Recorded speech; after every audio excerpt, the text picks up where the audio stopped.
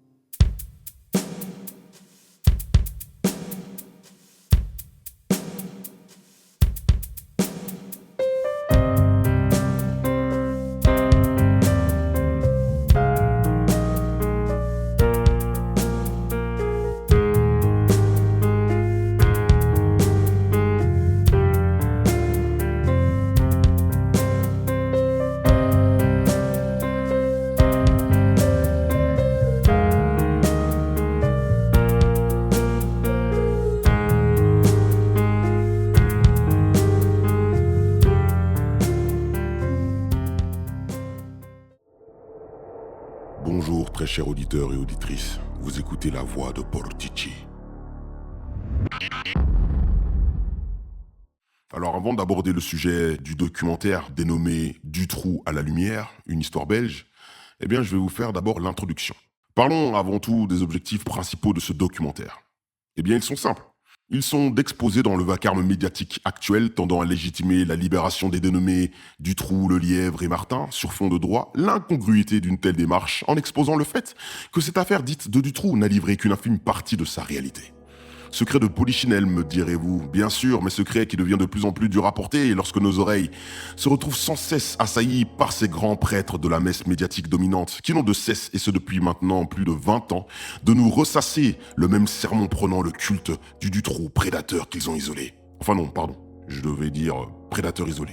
Ce documentaire sera alimenté de pièces du dossier accessible à tous, d'extraits de bouquins rudement sourcés, de témoignages de personnes sciemment ostracisées par nos journaux télévisés ayant enquêté sur le sujet, dont des anciens enquêteurs qui ont subi moult pressions et persécutions à cause de l'avancement de leurs recherches qui semblaient en déranger plus d'un. Bref, de tout un tas d'éléments qui déplairont fortement, j'ouvre la parenthèse, à tous ceux qui s'évertuent tant bien que mal, et souvent pas que pour des raisons d'incrédulité, à croire ou faire croire que nous vivons dans un monde de bisounours où tout mal survenant sur Terre n'est dû qu'au seul fruit du hasard. Eh oui, bande de complotistes. Car manque de chance pour eux, ce dossier présente de multiples preuves démontrant l'existence d'un réseau très bien organisé remontant jusqu'aux plus hautes sphères de la société. Donc je le dis d'avance, si être traité de complotiste dans le cadre de ce documentaire reviendrait, je me répète, au fait de ne pas croire que tout mal survenant sur Terre n'est du coup seul fruit du hasard, alors je suis complotiste et fier de l'être, et vous êtes des hasardistes ne croyant qu'en la théorie du hasard. Et en effet, bizarrement, dans ce vaste dossier, aux témoins gênants mourant quasi simultanément peu avant de faire leur déposition à la police, nos amis les hasardistes ont de quoi se sentir heureux. Fin de parenthèse, passons aux choses sérieuses. Mais je tiens tout de même encore à dire que cette vidéo n'aura pas la prétention de vous présenter l'ultime vérité sur les tenants et aboutissants de cette affaire, mais d'au moins apporter sa pierre à l'édifice de la vérité, que nous souhaitons tous voir un jour une bonne fois pour toutes éclater. Car il en va du devoir de la justice, la véritable, attention, la véritable justice.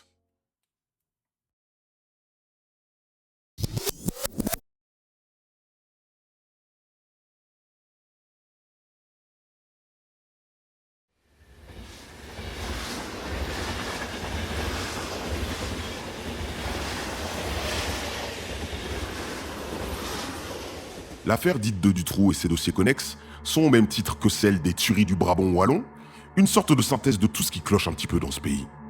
Comme un signe venu du ciel, L'exposition en plein jour de toutes les parts d'ombre et incohérences de l'affaire ont permis à une grande partie de la population de l'époque, c'est-à-dire 1996, d'y voir plus clair. Ces éclaircies auront évidemment vite fait de laisser place à des larges passages nuageux, mais au moins, la vérité aura eu le temps de pointer le bout de son nez. Et oui, que le bout de son nez, malheureusement. Car son corps, on attend toujours de le voir. Mais ça, on a tout fait pour l'en empêcher. Comme dit implicitement en introduction, des personnes ont perdu la vie, leur boulot, voire même leur famille, à cause de cette grave affaire au sujet duquel, pourtant, certains comme Monsieur Panier, Maître Daillé, à mon sens, parlent avec une certaine insolente légèreté. Donc explorer publiquement ce sujet hors des sentiers battus de la bien-pensance est un pari risqué qui témoigne bien du fait qu'il y a une affaire dans l'affaire. Alors, présentation rapide de Monsieur Panier. Monsieur Panier est un ancien grand magistrat belge qui héberge aujourd'hui Madame Martin, l'ex-femme de Marc Dutroux. Et qui est Maître Daillé. Maître Daillé est l'avocat du célèbre pédocriminel, donc Marc Dutroux, avocat dont le militantisme en faveur d'une éventuelle libération de son client n'est en rien comparable aux zèles moribonds appliqués autrefois par certains pour arrêter un violeur multirécidiviste et pourtant déjà connu des services de police de Charleroi.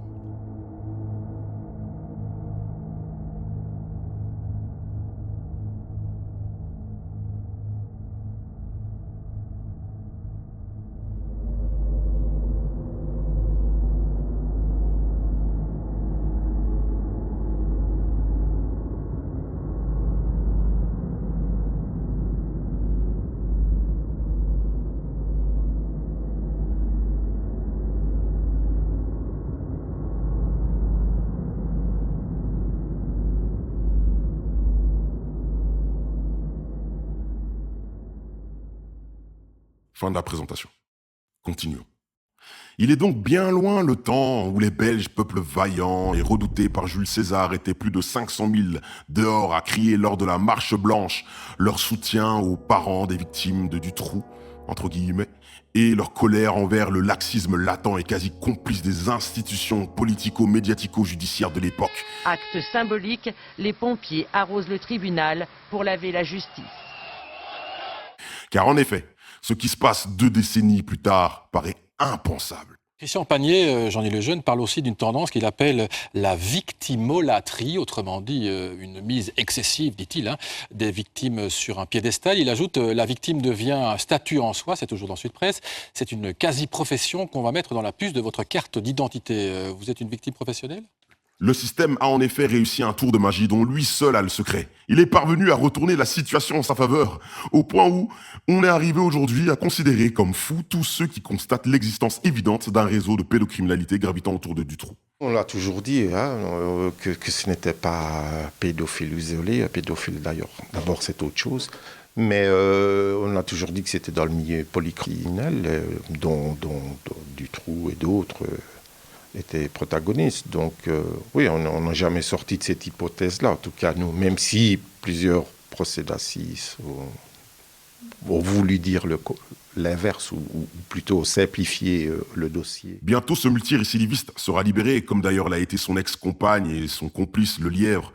Mais plutôt que de se demander si un tel ou un tel mérite de sortir de prison, au lieu d'avoir ce genre de discours de comptoir, questionnement qui ne trouve ses réponses que dans l'univers des lois, donc du droit, nous nous questionnerons plutôt sur le fait de savoir si ces criminels ont été jugés pour les véritables faits qu'ils ont commis ou rôles qu'ils ont joués. Le dossier nous a-t-il réellement livré toutes ces parts d'ombre ?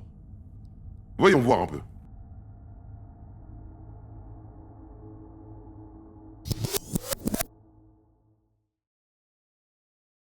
Vous savez quoi ? Des témoins gênants ont disparu. Alors bien avant d'aborder ce point, j'aimerais vous parler d'une chose, une chose qui me paraît assez importante. Je vais vous parler simplement de mes sources. Alors quelles sont les sources qui m'ont permis de pouvoir développer tous ces points-là qui arrivent? Eh bien, il y a le livre de Douglas de Koning, Les 30 témoins morts, un livre que je recommande à tous ceux qui m'écoutent, puisqu'il est très bien documenté, vous avez des extraits de PV, ainsi que des témoignages retranscrits, des témoignages téléphoniques, etc. etc. Enfin, c'est vraiment très bien fait. Ensuite, la deuxième source qui vient simplement confirmer la première, eh bien c'est simple, j'ai eu l'occasion de pouvoir rencontrer des personnes qui ont été en contact direct avec les différentes personnes dont je vais vous parler. Alors, Dans le cadre des registres des étrangetés des morts suspectes gravitant autour du dossier dit de Dutroux, ceux de Bruno Tagliaferro et de sa femme Fabienne Jopard pourraient faire office de tête de gondole. Et ce pas tant à cause de ce qui ressemble à un énième assassinat déguisé en mort naturelle pour l'un et suicide pour l'autre, ni à cause du caractère prévisible de l'imminence de ces tragédies, qui auraient pu être évitées si les alertes des défunts avaient été pris au sérieux, ni encore parce que ces derniers connaissaient des personnes faisant partie de la bande à Dutroux, ni à cause de la présence de quelques personnages suspects arrivés en premier lieu sur les lieux du drame. Là, je parle plus du cas de Bruno Tagliaferro, mais plutôt à cause du moment où ces décès sont survenus. Queumier, le 5 novembre 1995. En effet, le cas de Bruno Tagliaferro et sa mort suspecte, que le médecin légiste namurois, un certain docteur Servet, qualifia de naturel malgré les injonctions des ambulanciers présents sur place, est assez interpellant. Ce ferrailleur et trafiquant de voitures est retrouvé mort dans sa caravane, dont les armoires d'ailleurs ont été retrouvées étrangement vidées. Selon sa femme Fabienne Jopard, dans un entretien téléphonique datant du 11 septembre 1996 donné à M. Douglas de Koning. Et cela, les ambulanciers l'avaient aussi remarqué, relate-t-elle. Pour ces derniers, il ne pouvait s'agir d'une crise cardiaque, mais le légiste n'en a cure.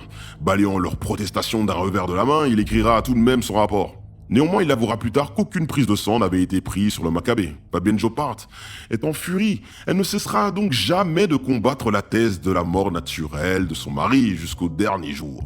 Prise comme une folle, à l'instar de toutes les personnes qui refusent de s'aligner derrière les frontières délimitées par la doxa judiciaire de cette affaire, elle aura néanmoins la chance de voir de son vivant ces cris tomber dans les oreilles de l'un des rares bien entendants de l'univers judiciaire de son époque, un certain juge d'instruction Jean-Marc Conrod. Ce dernier diligentera en septembre 1996 l'exhumation du corps de Bruno, et le résultat de cette expertise, écoutez-moi bien, sera sans appel. Son autopsie, effectuée par les laboratoires belges et du FBI donc il ne s'agit pas ici d'une thèse complotiste, arriveront à la même conclusion, à savoir la détection d'un taux de cyanure élevé dans le corps de Bruno. Monsieur Tagliaferro donc a été empoisonné. Cela paraît évident, mais visiblement pas assez pour Monsieur Langlois, ce nouveau juge d'instruction qui remplaça Monsieur Conrad, dont la démission fit suite à sa participation à un souper spaghetti organisé en soutien des familles des victimes. Tenu au devoir d'impartialité, celui que la population considérait comme l'un des seuls magistrats crédibles, mais bon, bien évidemment, il n'y avait pas que lui, sera écarté. Et les conséquences de cette éviction seront multiples. Car revenons à Bruno Tagliaferro. Sous M. Langlois, la thèse de l'empoisonnement de Tagliaferro sera écartée. Son affaire classée, circulée, il n'y a rien à voir, quoi. Et le lien préalablement logique établi sous Conrad entre le dossier des disparitions d'enfants et celui du trafic de voitures, en rapport avec celui de Dutroux, sera scindé. Donc alors que toutes les analyses des laboratoires belges et américains tendent à prouver que la mort de Bruno Tagliaferro est bien due à un empoisonnement, je pense que c'est clair. Je vous donnerai après les taux de cyanure dans chaque organe du corps de Bruno. Malgré ça, il décidera néanmoins de renvoyer un nouveau médecin légiste dénommé Noir Falise afin de réexaminer le cadavre. Et ce que ce dernier conclura dans un rapport est pour le moins hallucinant. Il arrive régulièrement qu'un cadavre inhumé se mette spontanément à produire du cyanure après quelques mois. Say what? A-t-il écrit. Bon, vous pardonnerez le peu de légèreté que je me permettrai dans ce documentaire. Bien évidemment, nous parlons ici de choses graves. Mais lorsque j'entends des choses aussi incongrues, aussi farfelues, je ne peux m'empêcher malheureusement de réagir. Mais le problème, c'est qu'ici, on est très très loin des doses maximales que peuvent produire une dépouille inhumée, à savoir 0,5 mg par kilo de cyanure. Selon d'ailleurs la pièce du dossier 87.5/96 au procès verbal 102.472/96. Je ferme la parenthèse. En effet, après analyse, le corps de Bruno Tagliaferro a présenté ceci. Alors je tiens à dire que la valeur de mesure ici, c'est en milligrammes par kilogramme. D'accord ? Parce que je ne vais pas tout le temps les citer. Alors, présence de cyanure dans le foie, 61,30 mg par kilogramme. Dans les reins, 26,18. Dans les poumons, 70,27. Dans la paroi vésicale, 14,14. Dans l'intestin grêle, 20,66. Et dans le cerveau, 28,60. Donc, voilà des éléments probants qui auraient dû permettre d'approfondir l'enquête sur les véritables circonstances de la mort d'un personnage important dans l'univers de Dutroux, mais qui, hélas, une fois n'est pas coutume, accoucheront d'une souris. Le 29 mai 1998, eh bien le saucissonnage du dossier dont j'ai parlé plus haut commence. Et ce aux grandes dames des parents de Julie et Mélissa qui le font savoir. Et même, figurez-vous, de Marc Dutroux qui parlait déjà à l'époque en prison de la présence et de l'existence d'un réseau pédocriminel. Il disait « J'ai été en contact avec des gens de ce réseau, mais la justice ne veut pas chercher dans cette direction. On essaye d'évacuer tous les indices. » La chambre du conseil de Neuchâteau décide de renvoyer à Namur le volet Tagliaferro. Le dossier est clôturé, déclare le procureur du roi Cédric Vizard de Beaucarmé. Nous n'avons pas trouvé de preuves à charge de qui que ce soit. Par conséquent, la chambre du conseil de Namur a prononcé un non-lieu. Ok, mais faire passer la mort d'un homme ayant un taux de cyanure dans le corps si élevé que cela suffirait à tuer une centaine de personnes en moins de 2 minutes comme une mort naturelle est aussi grotesque que de vouloir faire croire au suicide d'une personne ayant reçu 2 balles dans la tête. Oh ouais, mince, ils nous l'ont fait ça aussi.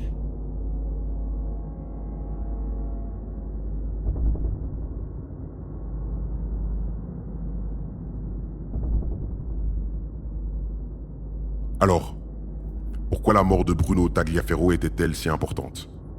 Eh bien c'est simple. Bruno Tagliaferro a confié un peu avant sa mort à sa femme que la voiture qui avait servi à kidnapper, donc ça c'est son nom lui, Julie et Mélissa, lui avait été confiée peu après via des intermédiaires. Il s'agirait selon sa femme d'une Citroën AX. Lui n'était pas au courant de l'utilisation malveillante du véhicule au départ, mais s'en est rendu compte bien plus tard. Fabienne Jopard a dit ceci. Peu avant sa mort, mon mari m'a signalé avoir accumulé des éléments prouvant un trafic de voitures qui pourrait être en rapport avec la disparition de Julie et Mélissa. Mon époux m'a fait ces révélations courant septembre 1995. Il a fait allusion à une mallette de preuves qui était cachée quelque part dans son cimetière de voitures.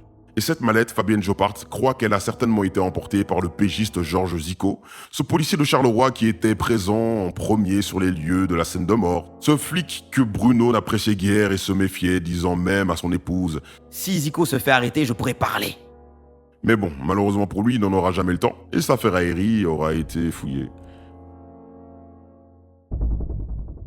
L'entourage de Bruno.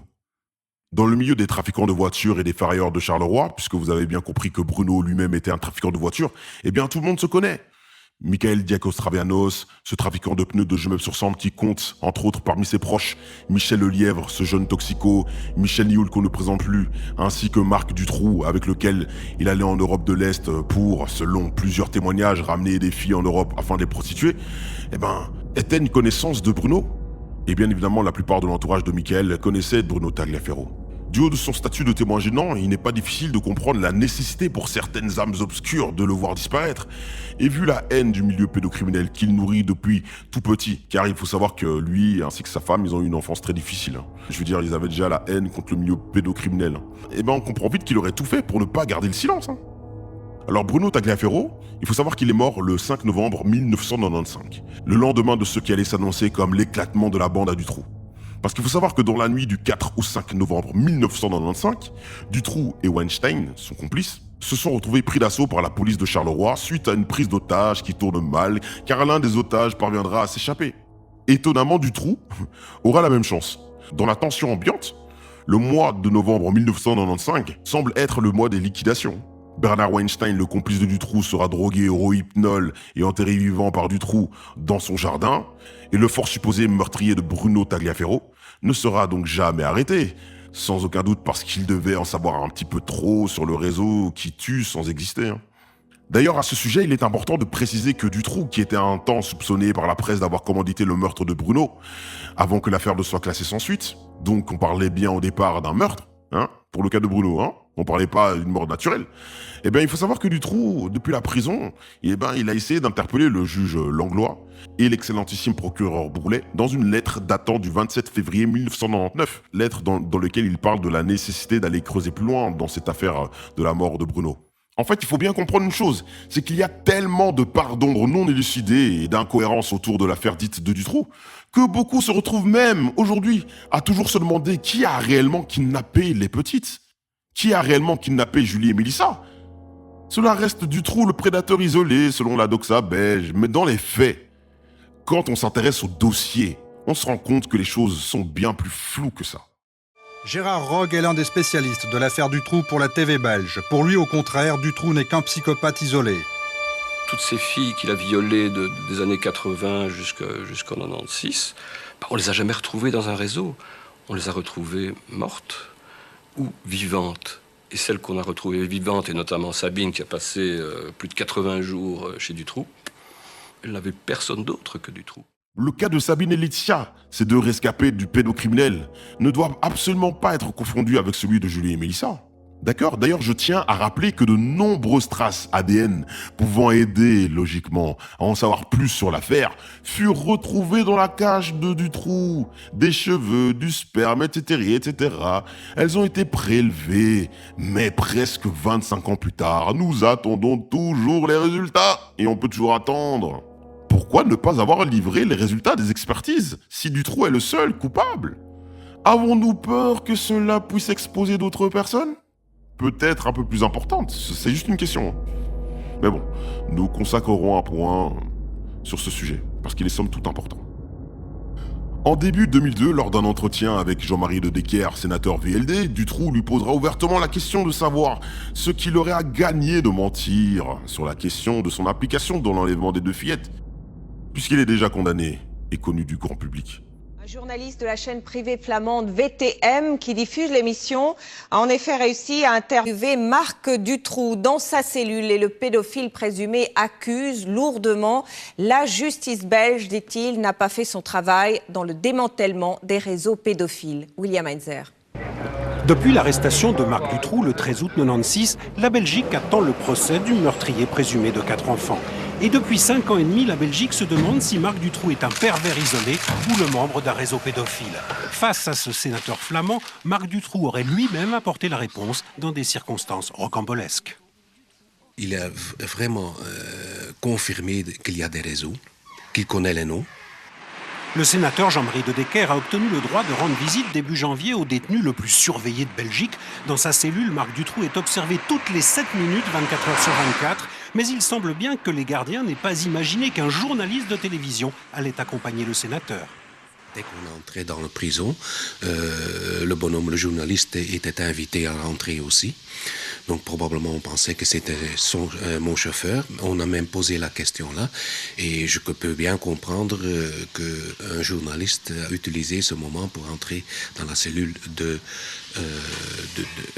du criminel Dutroux. Le scandale est retentissant. La chaîne de télévision privée flamande VTM finit le montage de l'interview qui sera diffusée ce soir.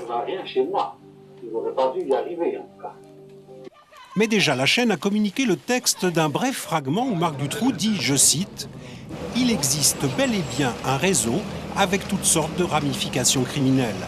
J'ai entretenu des contacts réguliers avec les personnes qui constituaient ce réseau, mais la justice ne veut pas enquêter sur cette piste. » Il demande pourquoi vous pensez que les filles étaient chez moi. Ils n'étaient pas là pour Marc Dutroux, ils étaient là pour des autres raisons. Donc je crois que oui, en effet, il y a là une révélation, une déclaration qui n'a jamais été faite avant. Mais aujourd'hui, la polémique porte surtout en Belgique sur les circonstances de cette interview pirate.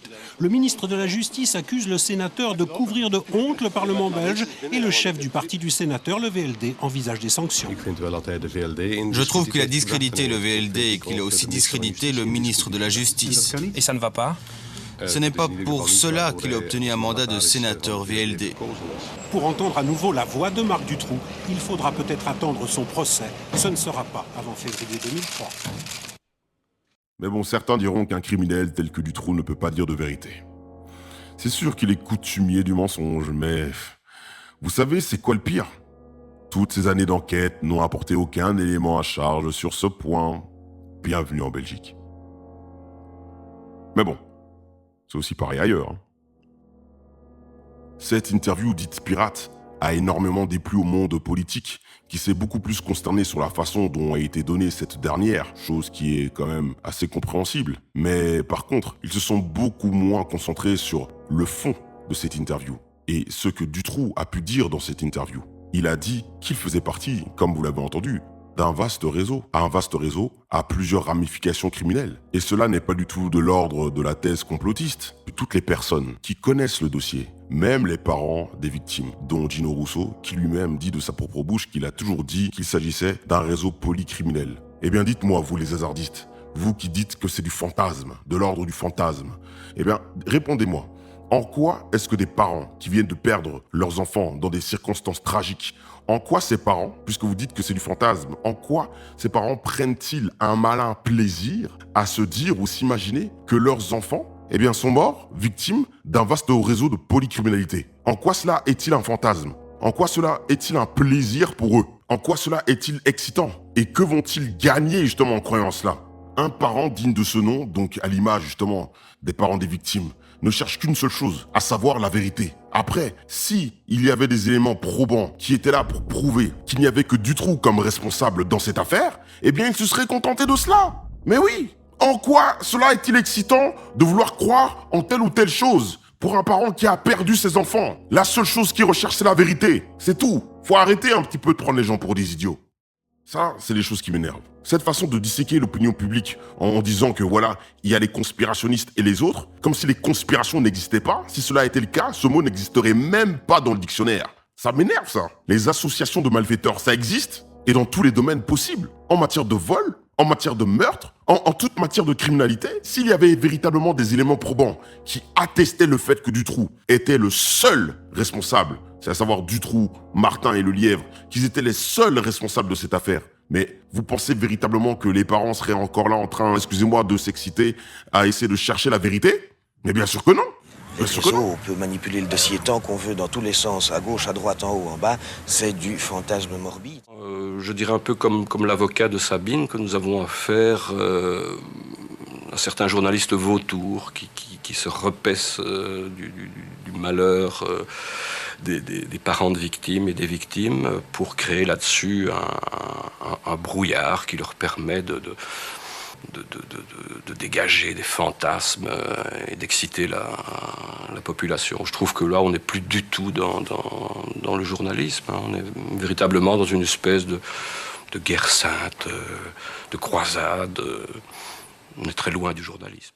Et même l'ancien avocat de Marc Dutroux, Maître Xavier Magnier, lors d'une émission qui lui était consacrée justement autour de l'affaire Dutroux, puisqu'il était l'avocat de Marc Dutroux pendant le procès de 2004. Eh bien, ce dernier lui-même disait de sa propre bouche qu'il ne croyait absolument pas en la thèse d'un prédateur isolé. Et cela ne consistait pas du tout de sa part, et il le dit lui-même de sa propre bouche, cela ne consistait pas du tout de sa part en une stratégie de la défense de son client, que du contraire, que son client ait été condamné à perpétuité. Cela ne lui faisait à la limite ni chaud ni froid. Mais par contre, lui, ce qu'il voulait, c'était que toute la vérité éclate dans cette affaire. Et il a pointé du doigt un fait qui est totalement, incompréhensible, et ça c'est encore un fait du juge Langlois. Il ne comprenait pas du tout le fait que on ait dissocié l'affaire donc des trafics de voitures d'avec l'affaire de Dutroux. Cela est totalement incompréhensible quand on sait que Dutroux lui-même gravitait dans ce milieu-là et qu'il y avait plusieurs trafics illégaux de voitures qui étaient liés justement aux disparitions des fillettes. Je crois à la thèse du réseau. Je ne sais pas ce que sera ce réseau. Mais il y a là, dans le terreau de Charleroi, un milieu de trafiquants, qui est le milieu proche de Dutroux, qui trafique des voitures, des camions, des prostituées, de l'ecstasy, et pourquoi pas, à un moment donné, un peu de trafic aussi de petites filles. Pourquoi pas? Nous vous suivons depuis 6 mois. Je vais me permettre de vous tutoyer pour te demander personnellement, tu te sens comment aujourd'hui? Mal. Mal. Comme un boxeur qui aurait été battu au premier round, mais le match n'est pas fini. Et mal parce que je suis très fatigué. Mal aussi parce que lorsque j'avais le sentiment de toucher à quelque chose, j'ai senti se lever des barrages, des rires, des obstructions dans la presse, des sarcasmes, des méchancetés. Des morts de témoins gênants gravitant dans la galaxie des trafiquants de voitures de Charleroi, il y en a une flopée. Je vais par exemple vous parler de Jean-Paul Tamigno, c'était pas un enfant de cœur. Ce dernier, excusez-moi, mais un morceau de son pied droit a été repêché le 13 août 1996, le jour d'ailleurs de l'arrestation de Dutroux. Un réel pur hasard, hein, ça je tiens à le préciser. Mais est-ce un signe du ciel pour l'interrogation? Une indication? Voilà. Je ne sais pas. Donc son pied a été repêché sur le canal Bruxelles-Charleroi à hauteur de Lutre. Un peu plus tôt, le 21 février 1996, sa Renault Clio est repêchée à 400 mètres de la maison de Dutroux. On le réalisera, mais plus tard, quoi. Sa mère Janine Delin, un jour, alors qu'elle multipliait les démarches judiciaires pour que l'enquête sur la disparition de son fils puisse enfin avancer, c'était peu après la disparition de Julie et Mélissa, témoignera au journaliste Douglas de Koning, lors d'un entretien tenu le 20 août 2003, avoir eu une conversation avec une dame qui travaillait dans un service judiciaire de Charleroi, on ne précisera pas lequel, qui lui dira « Oh, mais vous savez, ces enfants sont ici à Charleroi. Hein. La police et la justice ne feront absolument rien, parce que cette affaire est liée à un vaste trafic de voitures volées de plusieurs milliards de francs belges. » Mais au départ, Madame Delin avouera qu'elle trouva cette histoire complètement ridicule, elle n'y fit même pas attention. Malheureusement, on sait très bien ce qui s'est passé plus tard. Il y a tellement de choses qui se passent. Enfin bref. Et Nadège Renard, l'ex-petite copine de Jean-Paul Tamigno, qui le quitta pour le feu gangster à Alexandre Vagra, aura le temps avant sa mort par accident de voiture le 28 mars 2001 à Gerpine, de révéler la cache secrète de son ex, dans laquelle a été retrouvée la clé d'un garage d'un certain Gérard Pinon. Madame Delin, qui s'est rendue sur les lieux de l'accident de l'ex de son fils, dira « Je ne suis pas en train de crier un crime camouflé. Mais je m'étonne tout de même de la facilité avec laquelle cette affaire a été bouclée une fois de plus. Pour le parquet de Charleroi, il était établi dès la première minute qu'il devait s'agir d'un banal accident de véhicule. Je suis d'ailleurs convaincu que même si, je dis n'importe quoi, on avait saboté ses freins, eh bien le parquet de Charleroi n'aurait jamais voulu le voir. Ouais. En tout cas, on peut dire que le monde judiciaire de Charleroi n'avait pas bonne réputation au dire de plusieurs, et c'est le moins qu'on puisse dire. Et vous vous souvenez de la veuve de Bruno ? Eh bien, cette dernière, elle a été retrouvée morte, dans son lit, brûlée, alors qu'elle ne cessait de demander une protection policière, parce qu'elle recevait des menaces de mort. Enfin bref, on conclura au suicide, bien évidemment. Cette dernière étant en train de vouloir préparer des patates, des pommes de terre qui chauffaient d'ailleurs, toujours, mais voilà. Pour ça, c'est un suicide. Bah, de toute façon, circuler, y a rien à voir, les mecs. Dutroux wollte Talia Ferro umbringen lassen. Aber weshalb, sagte er mir nicht. Ihn umbringen? Ja, ihn und seine Frau. Er hat dafür 50.000 belgische Francs und die Waffe geboten. Wann haben Sie das gehört? Ich saß bei Dutroux im Auto. Da hat er es mir gesagt. Als auch Fabienne Jopin bedroht wird, bittet sie vergeblich um Polizeischutz. Sie glaubt, wichtige Unterlagen ihres Mannes entdeckt zu haben. Kurz danach findet ihr Sohn sie tot im Schlafzimmer, halb verbrannt neben ihrem Bett. Die Matratze wurde mit Methanol überschüttet. Die Justiz geht von Selbstmord oder Unfall aus. Wissen Sie, jemand, der sich umbringen will, lässt nicht die Waschmaschine laufen, setzt nicht Kartoffeln mit Salz zum Kochen auf. Auch ein Unfall ist unwahrscheinlich. Auf den Polizeifotos vom Tatort, die wir einsehen konnten, stand die leere Methanolflasche zugeschraubt auf dem Nachttisch. Sie war keine Spinnerin. Sie wusste ganz genau, was sie tat. Sie war auch nicht verrückt. Sie wusste nur nicht mehr, wem sie noch vertrauen konnte.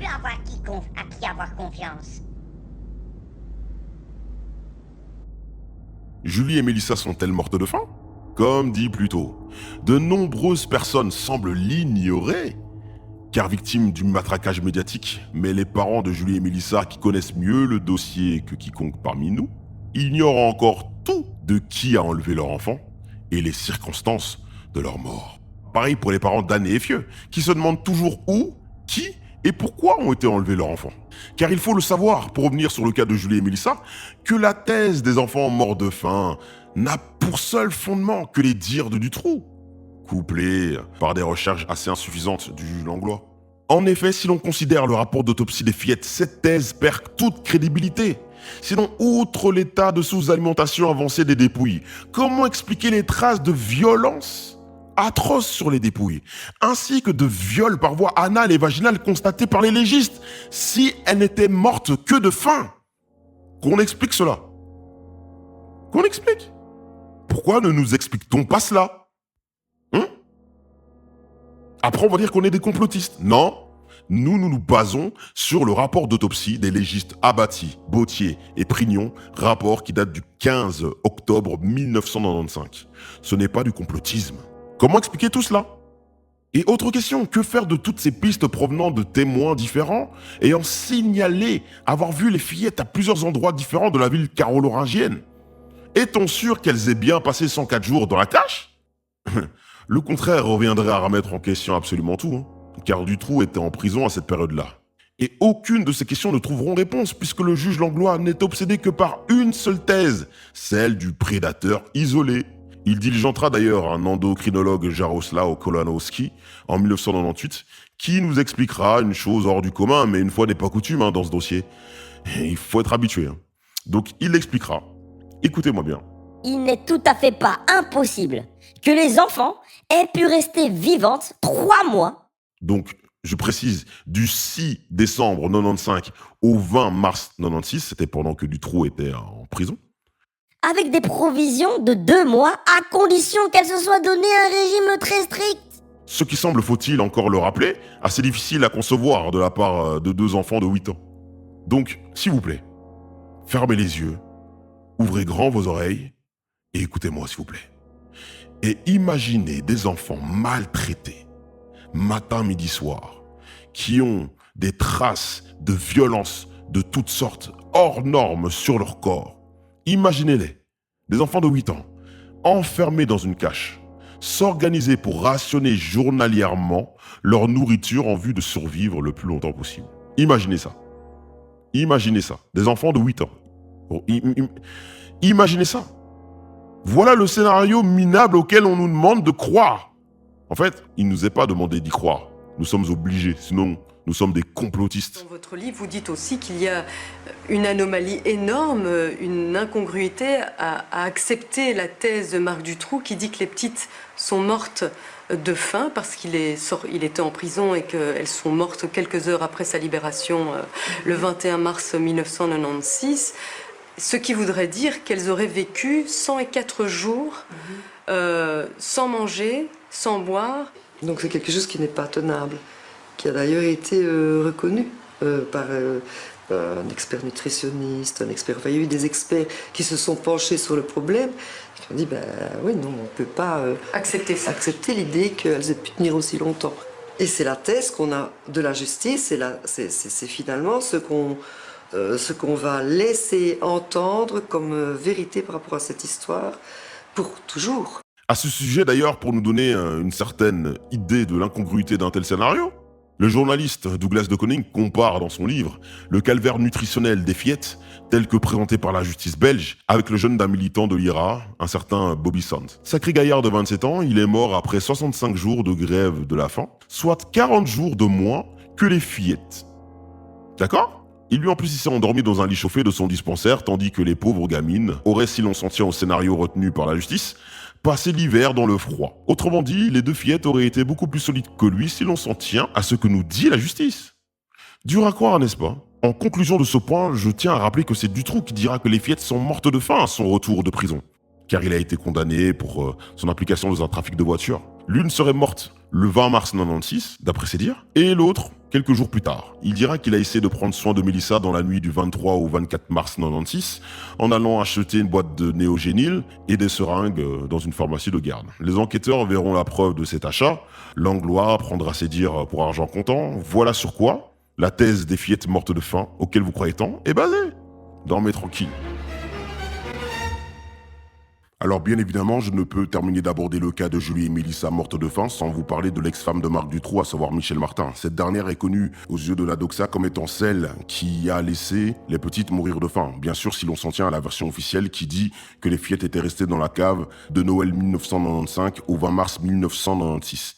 Alors pourquoi je parle de son cas? Je vais le faire très rapidement. Eh bien c'est parce qu'il y a quand même pas mal de choses assez troublantes. Déjà, il faut savoir que cette dernière dit que durant la période où Marc Dutroux était en prison, donc je le dis, je le répète, c'est-à-dire de Noël 1995 au 20 mars 1996, cette dernière dit qu'elle vivait à Waterloo, donc chez sa mère Henriette Puers. Alors elle disait qu'elle venait une fois par semaine, là où les petites étaient supposées être dans la cave. Donc elle dit qu'elle allait une fois par semaine pour nourrir les 2 chiens de Marc Dutroux. Bon déjà, on voit déjà un peu le côté morbide. Mais hormis cela, il faut savoir une chose, c'est que cette dernière nie absolument avoir vu une seule fois Julie et Mélissa lorsqu'elles se rendaient à Marcinelle. Alors comment Michel Martin a-t-elle justifié le fait qu'elle ne soit jamais allée une seule fois nourrir les fillettes? Eh bien c'est simple, cette dernière disait qu'elle n'osait pas rentrer dans la cave puisque, dit-elle, cela peut paraître assez absurde, mais, attendez, je vais quand même le lire, elle dit: Je refusais encore toujours de croire que ces petites pouvaient se trouver là, dans cette cave. se souvient Michel Martin. Dans mon esprit, l'image de lion, de bête féroce qui aurait pu m'agresser avait pris place. Je sais que cela peut être difficile à concevoir, mais j'étais tout à fait déconnecté de la réalité. Donc voilà comment est-ce qu'elle justifie le fait qu'elle ne soit jamais allée dans la cave pour sauver les fillettes, puisque elle dit que elle avait peur que des lions sortent de là. Tout le monde sait très bien qu'il y a des lions en Belgique. Tout le monde sait très bien que des lions vivent dans les caves des gens en Belgique. Donc déjà ici, on voit vraiment qu'on nage dans l'absurdité la plus totale. Mais attendez, ce n'est pas tout, puisque justement, toujours par rapport à cela, cette dernière dit ceci. Elle dit, je lis, lors d'une de ses premières descentes dans la cave, elle tire la lourde porte de la cage secrète qui sort de ses rails et tombe lourdement par terre. Elle prend peur et pense un instant avoir ouvert à Julie et Mélissa la voie de la liberté. Plus tard, elle reconnaîtra qu'elle savait très bien que ce n'était pas le cas et qu'il y avait encore une grille qui leur barrait le chemin. C'est vrai, dit Martin, mais dans sa panique, elle était remontée en courant. Et là, elle dit: Je suis ensuite remonté et ai quitté tout de suite la maison. Je me demande encore comment je suis rentré chez ma mère. Ouais. Donc vous voyez, toute cette histoire vraiment pue, hein, ça sent vraiment très mauvais, on sent vraiment que on ne nous dit pas toute la vérité. Voilà. Je ne comprends pas pourquoi elle méritait cette libération conditionnelle, alors qu'à aucun moment elle a fait preuve de remords. De remords d'une façon ou d'une autre. Elle n'a, à aucun moment je n'ai eu le sentiment qu'elle voulait enfin vraiment raconter la vérité. Donc dans toutes ses auditions, elle dit certaines choses et puis elle en dit d'autres et puis elle se contredit tout le temps. Donc on a l'impression qu'elle veut tout le temps cacher. Donc en fin de compte, est-ce que c'est pas elle la plus grande manipulatrice de tout le dossier? Finalement, si on ne sait rien, nous, et si on doit vivre avec l'ignorance de ce qui s'est vraiment passé pour les petites jusqu'à la fin de nos jours, mais elle en est la principale responsable. Elle n'a jamais dit la vérité.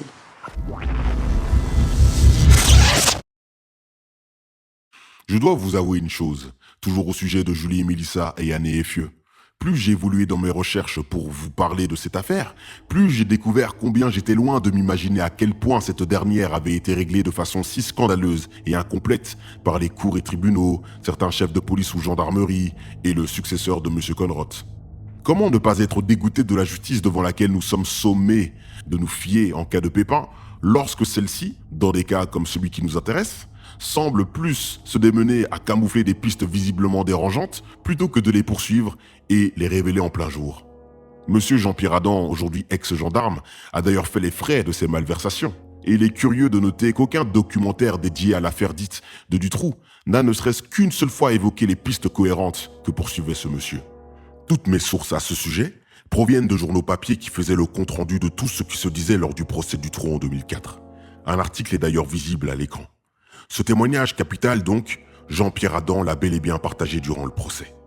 Alors en résumé, Jean-Pierre Adam a dit de ses propres mots devant les jurés qu'avant qu'il ne soit fallacieusement écarté par Jacques Langlois de l'enquête touchant au signalement d'un véhicule suspect de couleur rouge gravitant le 24 juin 95 dans les environs de la E42 près de Grasse-Sologne, donc du lieu de l'enlèvement de Julie et Mélissa, qu'un maître chien dénommé Paul Jacquet, venu sur les lieux quelques heures après le rapt des petites liégeoises, lui confia que son chien pisteur le fit descendre jusqu'à la bande d'arrêt d'urgence Liège-Namur de l'E42. Son chien a donc flairé la trace de Julie le Jeune à cet endroit. Mais le problème, c'est que cette piste a été rapidement ignorée par le chef d'enquête de Moulins et M. Langlois. Car M. Langlois, en plus d'avoir suspecté que l'odeur reniflée par le chien était celui de Louisa, la mère de la petite, ce qui a été démontré comme étant faux puisque le chien n'avait pas parcouru le même chemin que Louisa, situe le lieu de l'enlèvement près du pont de Grasse-Sologne et non sur cette fameuse bande d'arrêt d'urgence. Alors certes fait l'unanimité dans les médias et donc dans l'opinion publique le témoignage de Madame Enroth qui dit avoir vu 2 fillettes rentrer sans violence dans un véhicule sur le chemin de Fex, donc avant le pont. Donc ceci confirmerait justement la thèse de Monsieur Langlois. Mais comme l'a dit sa propre fille entendue lors du procès, pour sa mère, cela ne ressemblait nullement à un enlèvement et celle-ci ne pouvait affirmer avec certitude que ces 2 fillettes étaient bel et bien Julie et Mélissa. Or, devant la cour d'assises donc, M. Jean-Pierre Adam a rappelé qu'il existait des témoignages au sujet d'auteurs potentiels aux 2 endroits, à savoir aussi bien sur le chemin de Fex près du pont que du côté de la bande d'arrêt d'urgence de l'E42.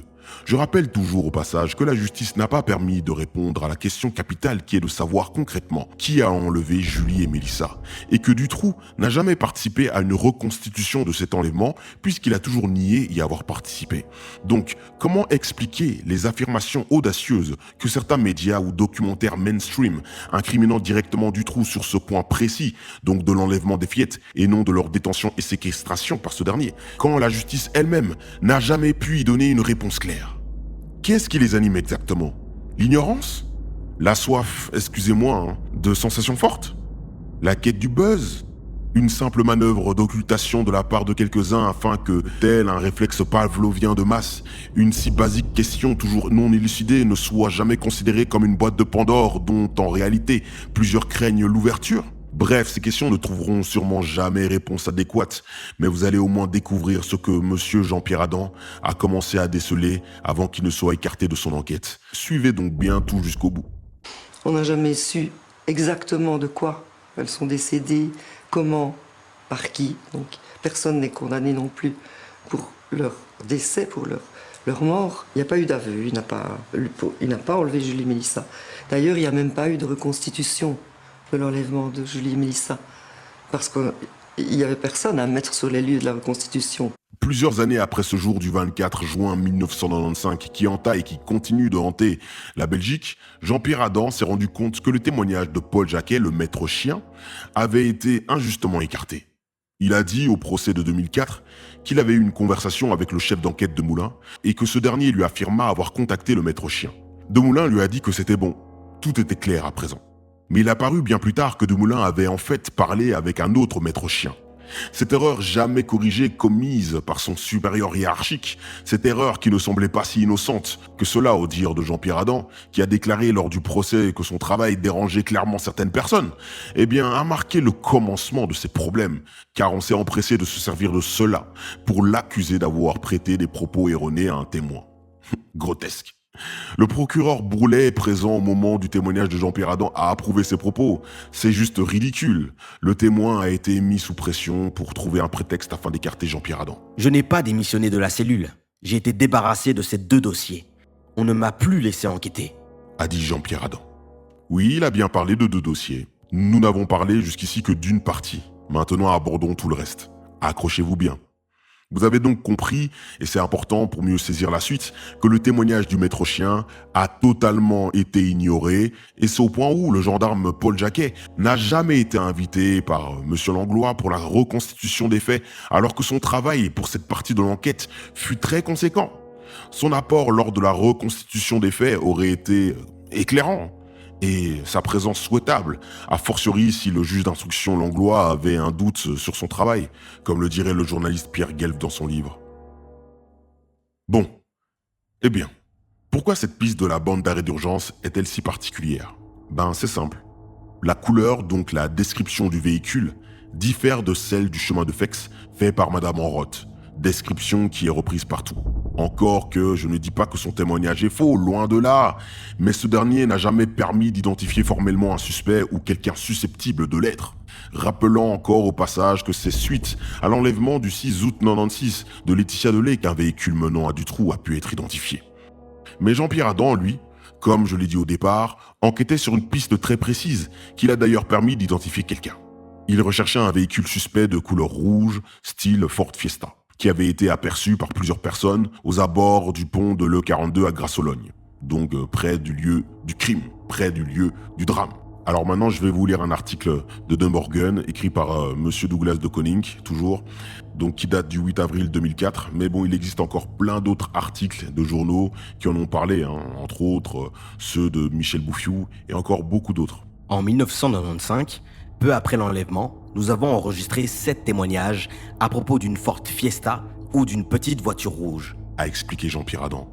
Dans une lettre, un témoin, un médecin de Seraing, a cité un numéro d'immatriculation qui commençait par NKV et était suivi par un 0. Plus tard, nous avons reçu une lettre anonyme de quelqu'un qui citait des voitures liées à la bande à Dutroux. L'information était en grande partie exacte. Nous y avons retrouvé le numéro NKV 947. Cela m'a intrigué, j'ai vérifié. Elle appartenait à Fortunata Cassio. Il a fallu quelques secondes au jury et à la cour pour comprendre. Cassio était la compagne de Niccolò Mazzara. En 1995, le couple travaillait pour Marcel Marchal à l'hôtel Brasil de Blankenberg. L'hôtel se trouve à quelques mètres du casino où Anne Marchal et Effieux Lambrex ont passé leur dernière soirée de liberté. Elles ont raté le tram et ont perdu 1 heure à Blankenberg. Personne ne sait pourquoi. Du fait que les versions de Dutroux et Le Lièvre ne collent pas, le jury se pose beaucoup de questions sur cet hôtel. Rappelons aussi que Mazzara et Marchal sont des connaissances de Dutroux. Jean-Pierre Adam ne voulait pas dire que l'exploitant du Brésil, Marcel Marchal, un homme soupçonné de trafic d'êtres humains, était impliqué dans l'enlèvement de Julie et Mélissa. La piste pouvait aussi bien mener à Dutroux. En 1995, Dutroux a négocié avec Cassio, donc la compagne de Niccolò Mazzara, la vente d'une Alfa Romeo. La vente n'a pas eu lieu, mais peu après cette négociation, elle a déclaré la perte de sa plaque d'immatriculation. Je ne suis jamais parvenu à aller plus loin. Mais quels sont les soupçons portant sur l'hôtel ? Jean-Pierre Adam a expliqué qu'en 1996, une enquête menée au sujet d'un trafic de femmes venant de l'Europe de l'Est a révélé des liens avec Dutroux. Mazzara et Marcel Marchal sont allés lui rendre visite à Sarre-la-Bussière. D'ailleurs, je tiens quand même à préciser que l'adresse de l'hôtel de Marcel Marchal fut retrouvée chez Dutroux lors de la perquisition en 1996. Alors ce dernier a tenté de se dérober en disant que c'était simplement qu'une affaire de vente de voitures. Mais Niccolò Mazzara lui-même, lors du procès, puisqu'il a été entendu lui-même aussi en 2004, a dit qu'il était en contact avec Dutroux parce qu'il savait que ce dernier allait souvent en Europe de l'Est et il était, lui, intéressé par le fait de faire venir donc des filles de l'Europe de l'Est pour qu'elles aillent se prostituer à l'hôtel Brasil à Blankenberg. Vous voyez ? Donc ce n'était pas une affaire de vente de voitures qui les rapprochait entre eux. Il y avait vraiment un lien avec les mœurs. Il y a aussi le témoignage du voisin de l'hôtel. Écoutez bien. Un boucher nommé Eric Van Damme. Van Damme est certain que le soir du 22 août 1995, il a vu Anne Marchal et Effieux Lambrex devant l'hôtel. Lorsque quelques jours plus tard, j'ai vu les premières photos dans Outlast News, donc d'Anne et Effieux, c'était sûr. J'avais été aussi frappé ce soir-là de voir 2 filles normales, pas des prostituées, en compagnie de Marcel Marchal. Il y avait aussi une 3e personne, je pense qu'il s'agissait de Dutroux. En 2001, les enquêteurs m'ont montré une série de photos. J'ai repéré Dutroux par 4 fois. Vous vous rendez compte ? Voilà en résumé, là je vous ai vraiment résumé. Voilà en résumé où aurait pu nous mener la piste du véhicule rouge, donc de la Ford Fiesta rouge de Jean-Pierre Adam. On a l'air vraiment de s'éloigner du dogme du prédateur isolé, n'est-ce pas, très chers hasardistes fantasmants ? Voici la réaction, pour le moins évocateur d'ailleurs, de l'avocat de l'époque, de Michel Le Lièvre à l'issue de cette journée de procès. La majorité semble basculer. Soupirait maître Olivier Sluzny. Mais peu importe pour moi qu'il y ait des réseaux ou non, de même que pour mon client. Parlons d'une seconde piste sur laquelle investiguait aussi monsieur Jean-Pierre Adam, toujours lui. Le carré blanc. Le témoignage d'Hélène Filet. Voilà ce qui aurait dû et pu encore normalement pousser monsieur Langlois d'élargir sa vision de l'affaire et d'aller perquisitionner dans le milieu mafieux de Charleroi. Les indices sont sérieux. Il a déclaré même à monsieur Jean-Pierre Adam qu'il voulait bien admettre que l'exploitant du carré blanc appartenait au milieu du crime organisé. Mais cela contredit mon hypothèse de départ. Donc celui du prédateur isolé entre parenthèses, dira monsieur Langlois au gendarme Jean-Pierre Adam. Je n'ai pas l'intention de mettre les pieds dans la fourmilière de la mafia carolo-ringienne. Il refuse donc. Pourtant, un témoin du nom d'Hélène Filet dit avoir vu Julie et Mélissa en 1996, alors qu'elle rendait visite à sa fille, devant le carré blanc. Un bar tenu par le roi des nuits Carolo, d'ailleurs qui est mort aujourd'hui, Roger Dupuis. Concernant ce bar d'ailleurs, la substitute du parquet de Charleroi, une certaine Madame Backlund, a expliqué le 23 septembre 1997 au gendarme Jean-Pierre Adam que tout le monde dans la police connaissait l'existence d'une entrée secrète au carré blanc. Il devait s'agir d'une cache équipée d'un matelas et de grillages aux fenêtres pour apparemment y cacher des gens. Ouais, vous avez bien entendu. En bref, j'arrête le massacre. Je dis massacre non parce que mon but est de décrédibiliser ou salir des gens. Pas du tout. mais parce que ce dossier à lui tout seul me paraît être un plaidoyer de dénonciation de la justice tellement tout paraît scandaleux.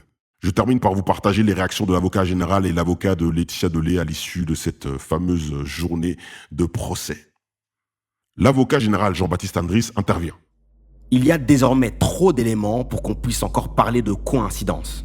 Parenthèse, écoutez bien les hasardistes, fantasmant. Je referme la parenthèse. 7 témoins parlent d'une voiture rouge. Son immatriculation mène à l'hôtel Brasil. Nous retrouvons le numéro de téléphone de l'hôtel chez Dutroux. La plaque d'immatriculation disparaît juste avant l'enlèvement de Julie et Mélissa. Cet hôtel se situe juste à côté du casino de Blankenberg. Son exploitant est impliqué dans un trafic de femmes. Van Damme voit Anne et Fieu devant l'hôtel. Début 1995, Michel Lelièvre emprunte une Ford Fiesta rouge à son ami Diaco Stravianos. Cela fait quand même un peu beaucoup, vous ne trouvez pas ? Jean-Henri Bautier, l'avocat de Laetitia, formule les choses de manière encore plus nette. Nous avons ici une ligne droite qui mène de Grasse-Sologne à Blankenberg et de Blankenberg à Sarre-la-Bussière. C'est incroyable que cette hypothèse ne soit pas retenue. 9 coïncidences, ça c'est pas du tout assez pour les hasardistes. Ça pour eux c'est tout à fait normal, oui le hasard existe. Mais bon, vous voyez, là il y a quand même beaucoup d'éléments qui concordent, hein, et pas mal de faits troublants. Hein. C'est normal, hein, les réseaux n'existent pas, hein, c'est du fantasme, hein, parce que pour eux, le fait de s'imaginer des enfants, excusez-moi, se faire maltraiter, séquestrer dans un réseau, c'est un fantasme. Donc c'est-à-dire, les gens, ils en rêvent de ça, d'après eux, hein, ouais, ben c'est bien connu. Hein, je pense qu'ils font leur auto-projection psychologique, hein, ceux qui pensent ça. Hein, c'est-à-dire que eux-mêmes, ils fantasment de ça, hein, à mon avis, hein, parce qu'ils doivent avoir, à mon avis, un certain problème dans la tête. Vous savez, il y a même certains hasardistes fantasmants qui vont jusqu'à dire, ça c'était pour une autre affaire, il y en avait un, il m'avait fait rire. Il disait au sujet d'une affaire, il s'agissait de l'affaire de Zandvoort, il me semble, il disait au sujet d'une affaire que non, ce n'est pas une affaire de réseau, c'est juste une affaire qui se passe sur Internet. S'occuper de l'affaire et de la méfiance vis-à-vis des services de police. Dans l'affaire de Madère, il aura en effet fallu 5 ans pour qu'Agostinho de Souza soit arrêté et que le Portugal envoie un mandat d'arrêt international au nom de Drake. L'enquête est née du fait qu'à un certain moment, nous avons reçu par la voie officielle une dénonciation des autorités portugaises concernant un Belge habitant l'arrondissement de Dendermonde et qui avait été impliqué dans une affaire de pédophilie au Madère. L'association belge Morkoven, qui a découvert il y a quelques jours un autre réseau pédophile aux Pays-Bas via Internet, pense que les deux affaires sont liées. Ce n'est pas l'avis du parquet. Selon moi, il n'y aura aucun lien entre ces deux affaires parce que l'affaire dont on parle maintenant aux Pays-Bas, d'après ce que j'ai pu comprendre, c'est une affaire qui se passe surtout sur Internet, tandis que notre affaire n'a rien à voir avec Internet. Il n'y a pas de connexion entre les deux? Non, pas du tout. Quand vous regardez la date à laquelle le procureur Dufour dit que l'affaire Zandvoort n'a rien à voir avec celle de Thames, eh bien, regardez la date. Comparée avec la date à laquelle notre Ware Group a livré les disquettes. Alors, je vous demande à vous, comment le procureur peut-il, tel un voyant extra-lucide, savoir ce qu'il y a dans ce matériel alors qu'il ne l'avait pas encore? Toute la presse internationale a été témoin de la remise de ce matériel. La SBL Morkoven décida donc de remettre le matériel informatique à la suite d'une journée. D'autres également, bien qu'on essaie de faire croire qu'il n'y a pas de réseau. On entendait encore récemment des magistrats dire qu'il n'y avait pas de réseau. Parce que moi, je tiens à ce qu'on parle de choses qui sont avérées, mais parce que moi, je tiens à ce qu'on parle de choses qui sont avérées, tous les jours dans ce domaine. Tous les jours, on travaille dans ce domaine. Alors, les réseaux pédophiles de fourniture d'images par Internet, tout ça, ça existe. Ça, j'en suis d'accord. Ça, je ne vais pas vous dire que ça n'existe pas. Je dis que vous n'êtes pas suffisamment curieux, que les réseaux pédophiles, vous savez parfaitement qu'ils existent en France, ils existent en Espagne, ils existent en Italie, ils existent en Belgique. Et pour aller de Belgique, vous donnez un réseau pédophile, c'est ça le problème. Je vais vous donner la définition. De l'Italie en Belgique ou d'Espagne en Belgique, on ne passe pas par la France. Alors je sais que je suis mauvaise en géographie, mais quand même, la France, elle est là. Au milieu. Moi, je vous ai pas dit que ça n'existait pas, madame. Dans un état de droit, moi, je peux pas me permettre de dire, à partir du moment où je n'en ai pas la preuve, que des enfants se passent comme ça pour être abusés. Ce que je sais, madame, effectivement, ce que je sais, c'est que des images pédophiles circulent. Alors si c'est ça que vous appelez le réseau, je suis totalement d'accord avec vous. Non, on parlait de fourniture d'enfants. Ce que je sais, madame, effectivement, ce que je sais, c'est que des images pédophiles circulent. Alors si c'est ça que vous appelez le réseau, je suis totalement d'accord avec vous. Non, on parlait de fourniture d'enfants. Comment est-ce possible? Premièrement, vous mettez au grand jour l'affaire Temspader. Vous dévoilez tout le réseau. Et après, vous trouvez l'affaire Zandvoort, avec des connexions internationales énormes. Qu'est-ce que c'est que tout ça? On ne peut plus dire « non, ça n'existe pas ». La Belgique dit « oui, mais ça n'est pas en Belgique, c'est peut-être en France ou en Allemagne ». L'Allemagne dit « non, ça doit être en Suède ». La Suède dit « non, c'est en Amérique ». Vous voyez, tous les pays disent « oui, ok, ça existe, mais ça n'est pas chez nous ». Vous voyez. Personne ne voulait dire « c'est un réseau dans notre pays ». Comprenez-vous? Qu'est-ce qu'un réseau? Un réseau est une organisation où beaucoup de gens travaillent ensemble depuis différents pays, qui sont en contact via Internet, à travers du matériel, des adresses, des discussions, via des voyages pour le travail. Ça, c'est un réseau. Qu'est-ce que dit la Belgique? Non, ça n'est pas un réseau. Si un homme photographie un enfant, un deuxième achète la photo, et un troisième publie la photo, et qu'un précédent avait violé l'enfant, non, ce n'est pas un réseau. Ce sont tous des individus. Mais si vous considérez les choses ainsi, vous n'avez jamais de réseau, naturellement. D'après ce que j'ai pu comprendre, c'est une affaire qui se passe surtout sur Internet, surtout sur Internet, surtout sur Internet, surtout sur Internet, surtout sur Internet. Surtout sur Internet. Comme si Internet était géré par des robots, quoi. Comme si des robots s'envoyaient entre eux plusieurs milliers de photos pédocriminelles, quoi. Non, mais franchement, ces mecs ne reculent devant rien, quoi. C'est l'hypocrisie à l'état pur. C'est l'hypocrisie à l'état pur. Vous voyez, circuler, il n'y a rien à voir, les mecs. Les réseaux n'existaient pas. Et ils reculent aussi devant rien, devant les parents qui, lorsqu'ils reconnaissent leur enfant dans les photos, ils disent que non, monsieur, madame, il s'agit juste de sosie, quoi. Mais moi, franchement, tu me fais ça, moi je t'assure, je pète les plombs, hein, je te dis, hein, moi, c'est pas possible. Hein. Et bon, et vous allez d'ailleurs en apprendre un peu plus sur Marcel Marchal, qui, bizarrement, s'est enfoui par après au Brésil, et vous allez comprendre aussi dans quelles circonstances. En réalité, ce que je fais, moi, c'est même pas un travail d'investigation. Je ne fais simplement que ressortir quelques faits, et encore, c'est même pas encore le quart du quart. Quelques faits troublants qui n'ont jamais trouvé élucidation et les posent simplement sur la table afin de rafraîchir la mémoire ou bien simplement de pouvoir informer plusieurs personnes qui n'étaient pas au courant. D'ailleurs, quand même, une question que j'aimerais poser. C'est vrai qu'on a eu la réforme des polices, la fusion des polices. C'est vrai qu'aujourd'hui, nous avons la création d'un organisme appelé Child Focus. Et c'est bien, Child Focus fait bien ce boulot. Moi, il n'y a pas de problème, je ne critique pas du tout les gens qui travaillent dans cette organisation. La seule chose que je fais remarquer, c'est que c'est quand même assez bizarre. Comment ça se fait que depuis toutes ces réformes et la création de toutes ces structures, nous n'entendons absolument plus du tout parler de réseaux pédocriminels? Comment ça se fait? Quoi, parce que ça n'a jamais existé? Ça m'étonnerait. Hein.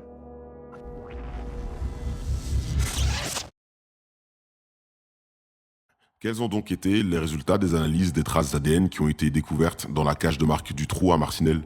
Eh bien, pour répondre à cette excellente question, eh bien, je vais vous lire le résumé de l'interview de l'excellentissime procureur Bourlet par Paris Match, une interview qui date du mois d'octobre 2010 et qui a été donnée par le journaliste Michel Bouffiou. Alors avant de vous en faire la lecture, je tiens simplement à vous dire, comme ça je n'aurai pas à le répéter à plusieurs reprises, que chaque fois que je dirai INCC, eh bien ça sera pour parler de l'Institut National de Criminalistique et de Criminologie. Voilà, et vous allez comprendre de toute façon de quoi il s'agit exactement pendant que je ferai la lecture de ce résumé. Alors, c'est parti. Lors des investigations de la cage de Marcinelle, des microtraces et 680 cheveux ont été retrouvés. Après analyse de la police scientifique, ceux-ci ont révélé l'éventuelle présence d'inconnus dans l'endroit où les victimes ont été séquestrées. Mais la justice n'a pas poussé au bout les investigations possibles pour identifier ces inconnus, qu'ils soient auteurs, victimes ou même sans intérêt. Lors du procès d'Arlon en 2004, ces pistes ont été évacuées pour être joints au dossier BIS. Le dossier principal devait dès lors juger les personnes déjà connues de l'affaire et le dossier bis se concentrait sur la recherche de personnes non connues. Pour amener le dossier bis plus loin, la priorité devait donc être d'analyser les cheveux pour identifier des profils ADN, les comparer avec la banque de données de l'INCC et avec ceux de personnes suspectes. Mais depuis le début, il y avait une réticence à analyser ces cheveux. Sans doute au vu du nombre. Le juge d'instruction et l'INCC n'étaient pas convaincus de la pertinence de la démarche. La chambre des mises en accusation de Liège a néanmoins donné raison à Michel Bourlet et a donné 6 mois au juge d'instruction pour réaliser ses analyses. Délai non respecté, puisque c'est 10 ans après qu'une partie des analyses a été révélée. Bien qu'en 2008, l'expertise de l'INCC mettait en évidence que plusieurs centaines de cheveux étaient analysables et présentaient un intérêt pour l'enquête, ces mêmes experts se sont contredits par la suite pour in fine dire que 90% de ces pièces seraient devenues impossibles ou inutiles à analyser.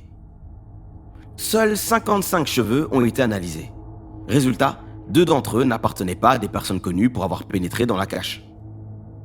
Après croisement de la banque de données de l'INCC, il s'est avéré qu'un des cheveux a trouvé une correspondance dans un dossier de crime anversois. Il s'agissait en réalité d'un cheveu d'un membre de l'INCC. On ne sait pas s'il s'agit d'une laborantine, d'une femme d'ouvrage ou de la directrice qui ne voulait pas que les 680 cheveux soient analysés. Le profil de l'ADN de l'inconnu 1, quant à lui, avait déjà été mis en évidence avant le procès de 2004 par l'analyse de l'INCC d'une microtrace trouvée dans la cache. Mais l'institution judiciaire n'a pas cherché à identifier cet individu dont les traces ont trahi le passage dans la cage de Dutroux. Michel Bourlet pense qu'on aurait pu essayer davantage d'identifier cet inconnu en comparant par exemple son profil ADN à ceux des suspects évoqués dans le dossier bis d'Arlon. Ce dernier avait déposé le 13 février 2011 à la chambre des mises en accusation de Liège une trentaine de pistes dans laquelle figuraient des suspects. Vérifier que le profil ADN ne correspondait pas à l'un d'entre eux aurait été intéressant. Par exemple, parmi les pistes qu'il évoque, il y a celle du tenancier du Brésil, Boîte de Blankenberg. Cet homme suspecté de trafic d'êtres humains a déjà été évoqué dans le dossier bis. Anne Fieux aurait disparu alors qu'elle se trouvait à proximité de son établissement. De plus, ses coordonnées écrites de sa propre main ont été retrouvées chez Dutroux. Ce fameux tenancier a fui au Brésil quand le juge d'instruction Conrot l'a fait perquisitionner en septembre 1996. Une autre comparaison ADN avec celle d'un autre tenancier de Charleroi possédant un établissement à proximité de chez Dutroux aurait été intéressant. Un travail plus sérieux autour de ses cheveux et ses traces, une vingtaine d'ADN inconnus ont été retrouvés, attention cela ne veut pas dire 20 personnes car il peut y avoir des mélanges d'ADN, ainsi que sur l'identification aurait peut-être amené à l'arrestation d'autres malfaiteurs. Michel Bourlet, qui s'en réfère au droit pénal en parlant d'une association de malfaiteurs, affirme que cette association pourrait compter plus de membres que ceux qui ont été arrêtés et condamnés.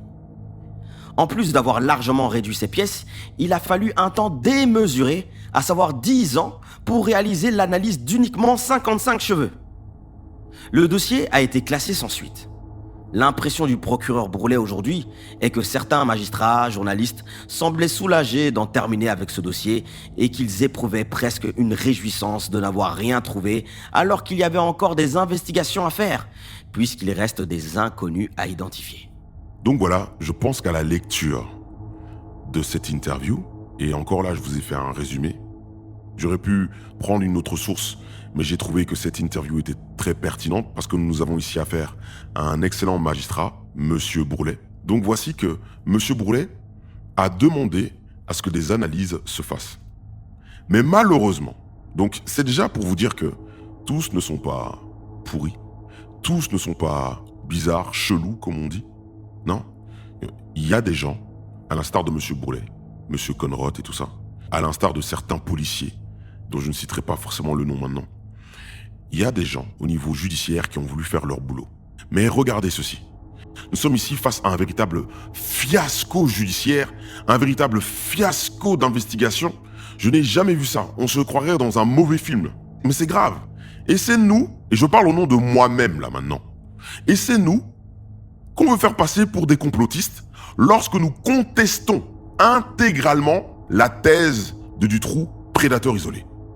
Et ceux qui m'écoutent là, mais vous êtes face ici à quelque chose de très déterminant. 680 cheveux. 90% de traces ADN ne sont plus identifiables. Circuler, il n'y a rien à voir, les mecs. Mais malgré cela, des 10% de traces ADN identifiables qui restaient encore à analyser et qui ont été analysées, eh ben, l'investigation, l'enquête n'est pas allée jusqu'au bout. Ils ne sont pas allés jusqu'au bout. Il doit y avoir ici une association de malfaiteurs, c'est clair et net. Pourquoi ne sommes-nous pas allés jusqu'au bout? Et c'est nous les complotistes maintenant? Michel Nioul et ses connexions avec l'ancien CDH, qui s'appelait le PSC. Alors là, je tiens quand même à vous dire que c'est une histoire qui fâche. Ah ouais, toujours jusqu'à maintenant. Alors, je commence. Le 14 avril 1978, Joseph Michel, le parrain politique de Jacques Langlois, alors ministre PSC de l'Éducation nationale sous le gouvernement Tindermans II, adresse une lettre à M. Herman, directeur du service des cas individuels du ministère de la Justice, afin de demander un congé pénitentiaire à Michel Nioul, alors en prison pour 8 mois, pour de multiples fraudes avérées. Nioul finira par sortir de prison. Et bizarrement, c'est ce même Michel Nioul qui dira beaucoup plus tard, dans les années 90, qu'il a des connaissances haut placées. Bon, je continue. Donc, Joseph Michel, interrogé sur le sujet par téléphone le 15 novembre 2002 par Douglas de Koning, dira, je cite, « absolument pas s'en souvenir ». Cette histoire semble assez dure à assumer pour le CDH, qui préfère d'ailleurs botter en touche lorsque la question lui est posée. Voici ce que le néo-PSC déclare sur la lettre de Joseph Michel dans un communiqué de presse du 28 novembre 2002. J'ouvre les guillemets. Il s'agissait d'une lettre type de permanence sociale à la demande d'un citoyen résidant dans la circonscription du ministre. Je vais d'abord critiquer ce point-là, avant de passer à l'autre phrase de ce communiqué. C'est tout de même assez bizarre. Comment peuvent-ils affirmer une chose aussi fausse? En 78, Michel Nioul, il habitait à Ostende, tandis que Joseph Michel était de Virton. Mais ils vivaient pas du tout au même endroit. Bon. Bref, continuons. Eh bien, toujours selon le CDH, il s'agissait là simplement d'une demande pour que Nioul, encore totalement inconnu, en 78, puisse, j'ouvre les guillemets, obtenir 2 jours de congé pénitentiaire pour aller voir son père mourant. C'est véritablement ça qui est écrit dans le communiqué, hein. Mais pourtant, il s'agit là d'un mensonge, mais énormissime. Parce que le père de Michel Nioul, eh ben, il est décédé le 29 janvier 1978, soit 1 mois et demi avant l'incarcération de Michel Nioul. Donc, voilà, bon. Petit conseil que je peux donner à ce parti, je ne suis pas du tout adepte du mensonge, mais si vous l'êtes, faites au moins l'effort de bien le faire, quoi. Voilà. Et oui. Mais il n'y a pas que ça, hein. Il est fou de constater combien le monde il est petit en Belgique. Lorsqu'on y regarde de plus près, des liens entre le PSC et Nioul ont bel et bien existé. Alors qu'il se remarie avec Annie Bouty entre 1975 et 1982, cette dernière tient un cabinet d'avocats avec le politicien PSC Philippe Deleuze, membre du CEPIC, un parti dans le parti aile droite du PSC, homme de l'ombre de Paul van den Boynens, et qui siégera au conseil communal de Bruxelles à partir de 1982 pour le PSC.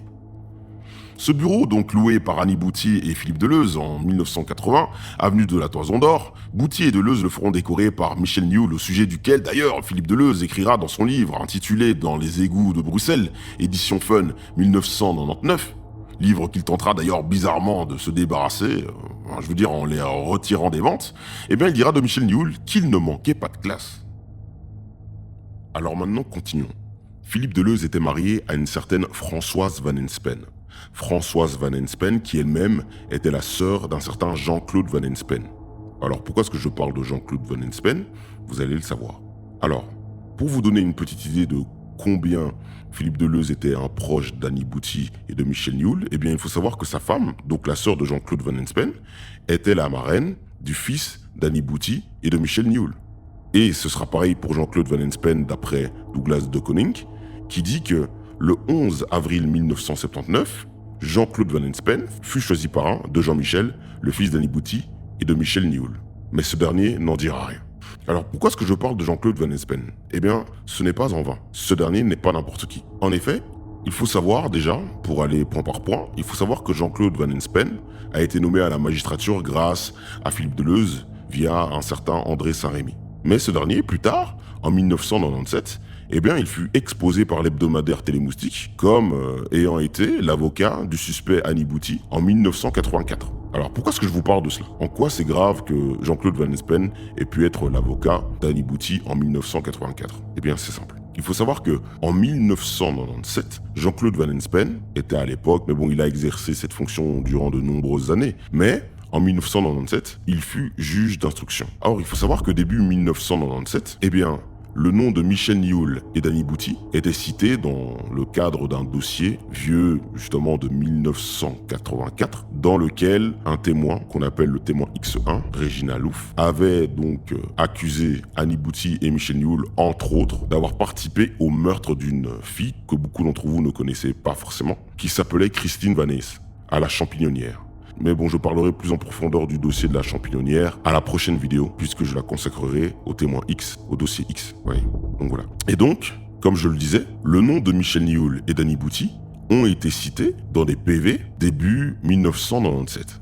Or, il faut savoir que, durant cette année 1997, Jean-Claude Van Espen va écarter les enquêteurs, et je dis bien impunément, qui travaillaient justement dans ce fameux dossier X, dans lequel, entre autres, le nom d'Hanni-Bouty et de Michel Nioul était cité par l'un des témoins. Et donc les enquêteurs, comme leur nom l'indique, je veux dire, eux étaient en train de faire leur boulot, à savoir un boulot d'enquête, pour essayer de vérifier toutes ces allégations. Et donc, ces derniers ont été écartés.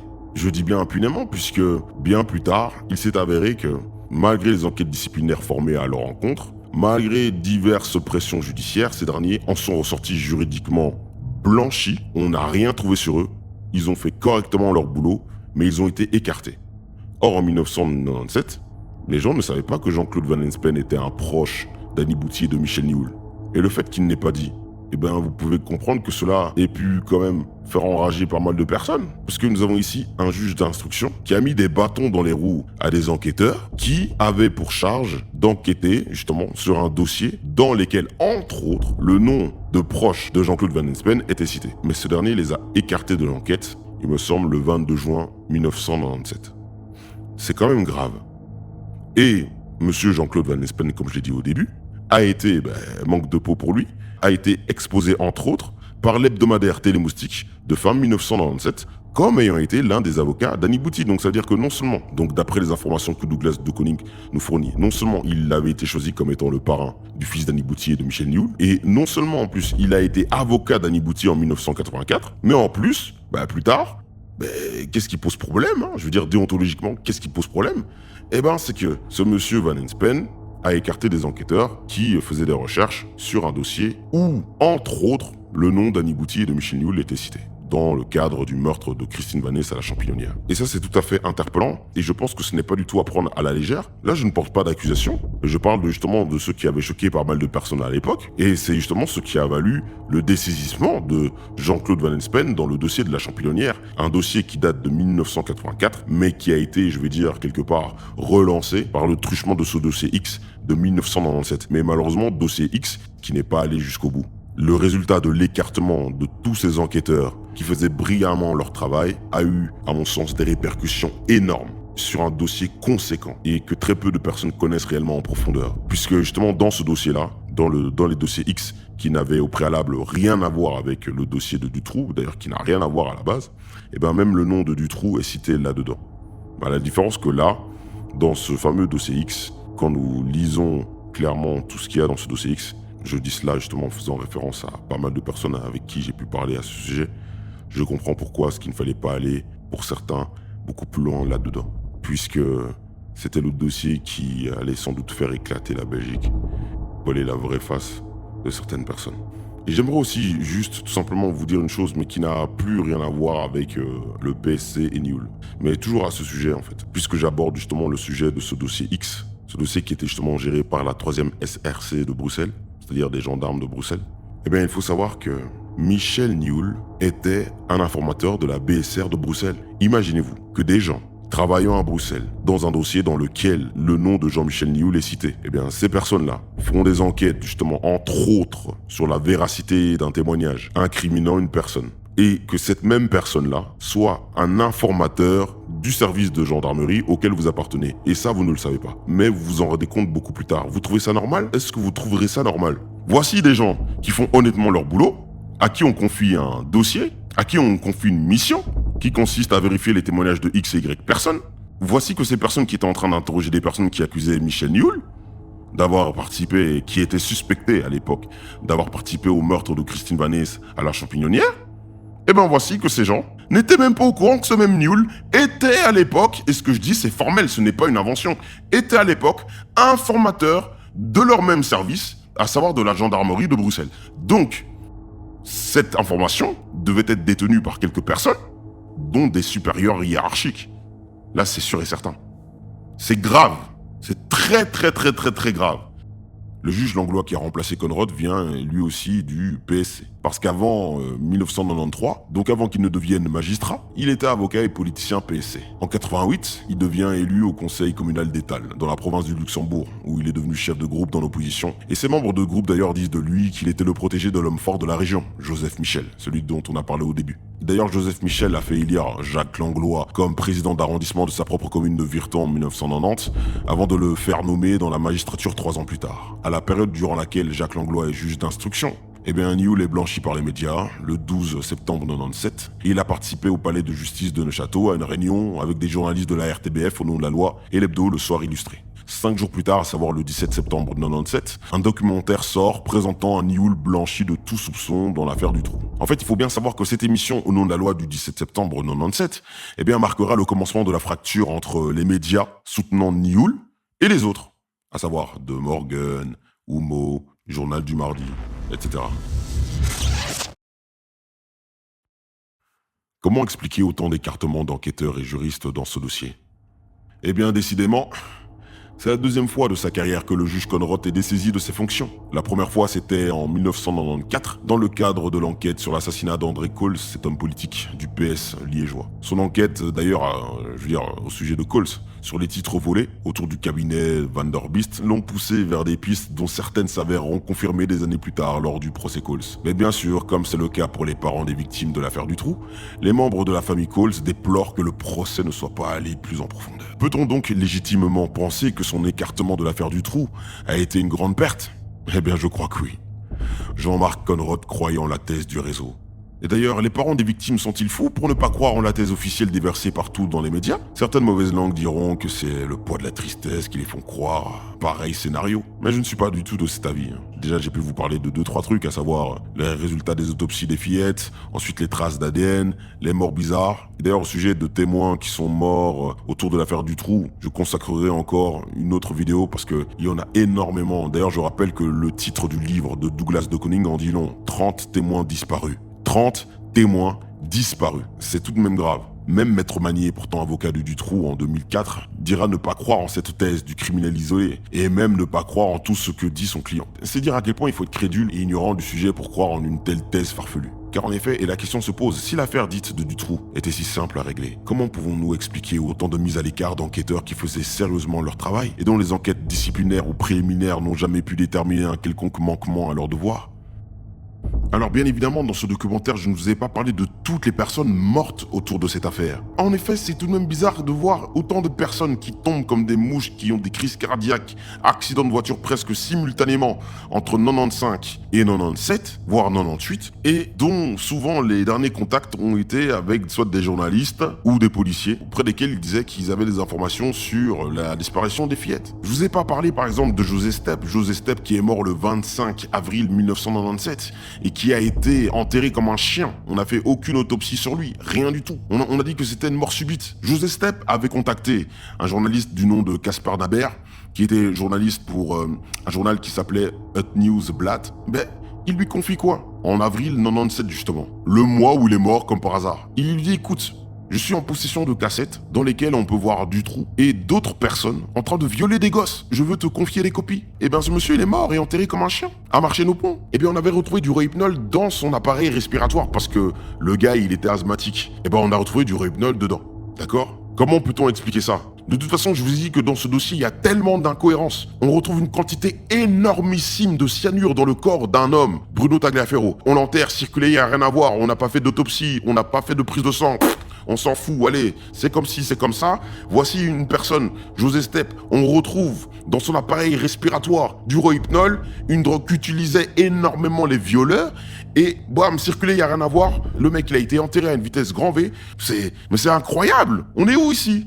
Et c'est pas fini encore. Je vous ai pas parlé de Michel Pirot qui était un proxénète. Michel Pirot qui avait justement appelé les parents des victimes et qui était justement aussi en contact avec la police de Charleroi et qui avait dit aux parents des victimes qu'il allait organiser un grand repas au cours duquel il avait dit qu'il allait dire quelques révélations au sujet justement de la disparition des fillettes. En ce temps-là, les fillettes n'étaient pas encore mortes ou quoi. Vous voyez, il les avait appelés pour dire qu'il allait faire des révélations. Ce monsieur, il est mort, il a été assassiné. Et d'ailleurs, si vous suivez bien l'affaire de ceux qui l'ont assassiné, c'est une affaire très trouble, d'accord? Donc, c'est énorme. Jean-Pierre Adam est convaincu que les auteurs des tueries sont une bande de criminels psychopathes. Gino Russo fait partie des nombreuses personnes qui ont été interpellées par cette interview, car il ignorait le lien avec l'assassinat de Michel Pirot. Le patron du restaurant L'Arche de Noé dans la région de Charleroi a été abattu froidement alors qu'il s'apprêtait à faire des révélations sur l'affaire du trou. Il y a énormément d'auditions qui expliquent quand même que Pirot n'était pas un comique, donc quand il annonçait quelque chose, c'était réel. En fait, je veux vous dire, il y a eu des suicides, des gens qui sont tombés sous un train alors qu'ils voulaient parler à la police. Mais il n'y a que ça, c'est trop. Et je vous ai même pas aussi parlé de Jean-Jacques Ferron. En fait, en réalité, l'histoire de Jean-Jacques Ferron est l'une des histoires qui m'a le plus dégoûté, puisque ce monsieur aurait pu, si l'on avait écouté, ce monsieur aurait justement pu aider à ce que l'enquête aille beaucoup plus vite et on aurait pu retrouver les fillettes en vie. Puisque déjà dès le départ, dès le mois de mai 1995, il a informé la police en leur disant d'aller regarder en direction de Marcinelle. De Marcinelle et en plus dans le bon kilomètre carré qui correspondait à l'emplacement où se trouvait la maison effectivement de Marc Dutroux, dans laquelle se retrouvaient les fillettes, Julie et Mélissa. Dès le départ, il a dit, mais personne n'a voulu l'écouter. Et en fait, malheureusement, il a été victime de la guerre des polices de l'époque. C'était un informateur, il me semble, de la police de Bruxelles.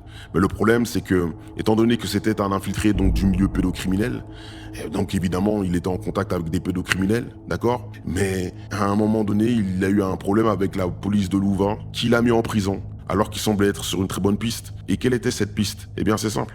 Eh bien, il avait dit avoir rencontré une personne qui possédait justement des photos sur lesquelles il avait reconnu Mélissa. On n'a pas pu vérifier son information. Le gars, il a été mis en prison parce que, vous savez, au temps de la guerre des polices, là. Donc ça veut dire que quand une personne pouvait être informateur pour une police de telle localité, si cette personne-là était chopée par une autre police d'une autre localité, eh ben cette personne-là n'allait pas être forcément protégée. Hein. Eh ben c'était le cas justement de Jean-Jacques Ferron qui a été mis en prison alors que il demandait. Et les personnes justement qui étaient autour de lui, des policiers qui étaient venus justement pour témoigner, demandaient absolument à ce qu'on le libère parce que justement il était sur une piste. Jean-Jacques Ferron a croupi en prison et il est mort en 2001. Alors, à votre avis, connaîtrons-nous un jour la vérité? C'est une question ambitieuse, n'est-ce pas? Ouais, je sais. Est-ce que vous, aujourd'hui, vous avez besoin d'éclairage? Bien sûr qu'on a besoin d'éclairage. On a besoin d'éclairage depuis 22 ans maintenant. Et je vous dis, Marc Dutroux a eu 100 000 fois l'occasion de dire ce qui s'était passé réellement. Vous avez le sentiment que vous ne connaissez toujours pas la vérité? On ne connaît pas la vérité. Il y a tellement de versions de personnes différentes que la vérité, on ne la connaît pas. Parce qu'elles sont toutes différentes.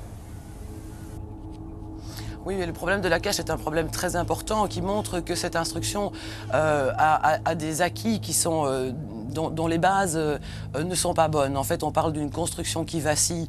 Le juge Langlois a tenu compte des déclarations de Dutroux et Martin qui disaient que les petites Julie et Mélissa étaient mortes à une certaine période. Or, il me semble qu'il n'ait même pas lu les rapports des experts qu'il a lui-même requis, puisqu'un nutritionniste a dit cette semaine qu'il était absolument impossible que les petites filles aient survécu dans ces conditions-là, de même qu'un expert architecte. Alors, l'espoir pour les prochaines semaines, c'est qu'un peu plus de vérité se dégage. Il faut dire que pour l'instant, il y a toute une série de mystères qui persistent, mais aussi des pans de l'enquête qui reviennent un petit peu à l'ordre du jour et dont on peut débattre à la cour d'assises à Arlon.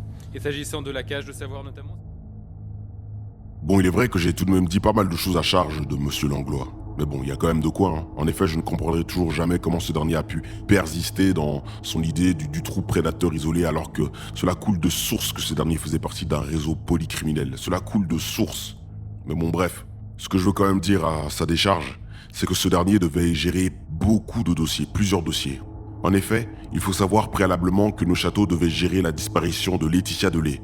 Laetitia Delay qui faisait partie de la région luxembourgeoise, donc gérée par Neuchâteau. Mais comme les deux fillettes, Sabine et Laetitia, ont été retrouvées chez Dutroux, automatiquement, les différents dossiers qui étaient gérés par les autres régions, par exemple, le dossier de la disparition de Julie et Mélissa, qui était géré par les juridictions de Liège, il faut savoir que tous ces différents dossiers, donc Julie et Mélissa, Sabine et Laetitia, ensuite Anne et Fieux, tous ces dossiers-là ont été transférés à Neuchâteau. Donc imaginez-vous un petit peu la masse de travail que le juge Conrad avait et son prédécesseur, le juge Langlois. Imaginez-vous un petit peu la masse de travail que le procureur Bourlet avait. Imaginez-vous la masse de travail que les différents enquêteurs travaillant autour de Neuchâteau avaient. C'est terrible. C'est énorme. Pour tous ceux qui voulaient bien faire leur boulot, bien sûr. Et oui, il me paraissait tout de même assez important de bien préciser cela. Puisque vous savez, j'ai pu lire à plusieurs endroits certaines personnes avoir la critique facile à l'égard de Neuchâteau. Mais la majorité des gens ne connaissaient pas du tout, les réalités du terrain. Vous pensez que c'est facile de pouvoir gérer plusieurs dossiers, déjà des dossiers pour lesquels déjà les différentes régions qui devaient les traiter avaient du mal. Alors imaginez, eux ils devaient déjà gérer 3 gros dossiers, si pas 4. Je sais même plus moi-même. C'est énorme, c'est énorme. Et bien évidemment, donc on pourrait peut-être aussi penser que, sans doute, face à la pression médiatique, face à la pression judiciaire, M. Langlois avait une seule envie, qui était de pouvoir clôturer ce dossier au plus vite. Après, tout ceci n'est qu'une supposition, mais au moins, si c'était réellement le cas, cela apporterait une explication, au moins. Explication au sujet duquel je ne serais évidemment pas du tout en accord, mais au moins cela expliquerait ou tendrait, je vais plutôt dire, à expliquer le pourquoi du comment des dossiers comme celui des fillettes mortes de faim ou celui de Bruno Tagliaferro n'ont pas été creusés encore plus loin, alors qu'il y a quand même des choses aussi il y a quand même des choses énormes. Voilà. Mais bon, soit. Nous n'aurons de toute façon jamais de réponse à nos questionnements. Il ne faut pas rêver non plus. Et d'ailleurs, puisque je vous parle de Neuchâteau, je vous annonce déjà que le prochain documentaire portera sur la 3e SRC de Bruxelles. C'est-à-dire une section de la gendarmerie de Bruxelles qui à l'époque de l'éclatement de l'affaire dite de Dutroux, parce que j'ai du mal à dire l'affaire de Dutroux, puisque pour moi il n'y avait pas que Dutroux dedans, mais bon bref. À l'époque justement de l'éclatement de cette affaire, eux travaillaient en connivence avec Neuchâteau, donc en lien avec Neuchâteau, dans un dossier très chaud qui s'appelait les dossiers X. Les dossiers X. Ce fameux dossier n'avait aucun rapport avec celui de Dutroux, bien que le nom de ce dernier était évoqué dedans. D'accord ? Et ces derniers ont fini par en être écartés. Fallacieusement écartés. Ils ont été jetés en pâture dans les médias. On a essayé de salir leur réputation. On les a tellement salis qu'ils en gardent encore les marques dans leur conscience. Et bizarrement, ces médias, ces journaux qui les ont jetés en pâture n'ont bizarrement pas colporté le fait que ces derniers ont fini par être totalement blanchis, et par la justice, et par toutes les enquêtes disciplinaires qui ont été portées à leur encontre. Heureusement, la voix de Portici est là aussi pour pouvoir rafraîchir la mémoire de plusieurs. Mais bon, rendez-vous au prochain documentaire pour ça. Tu entends cette musique ? Ce n'est pas qu'une simple musique. C'est le son de la mélancolie et la douleur que mon Dieu me fait éprouver pour ce pays. Ah oui, Dieu aime la Belgique. Il veut guérir des cœurs et des âmes brisées. Il va exposer des réseaux pédocriminels. Les ténèbres ne régneront pas toujours. Qu'il te garde. Toi qui m'écoutes, qui a été victime d'un pédocriminel, que tu sois un homme ou une femme, que mon Dieu puisse te guérir de l'intérieur, puisse t'apaiser. Je prie afin qu'il touche et guérisse les cœurs de ceux et celles qui ont été blessés par la disparition d'un enfant. Que Dieu touche vos cœurs, mon Jésus.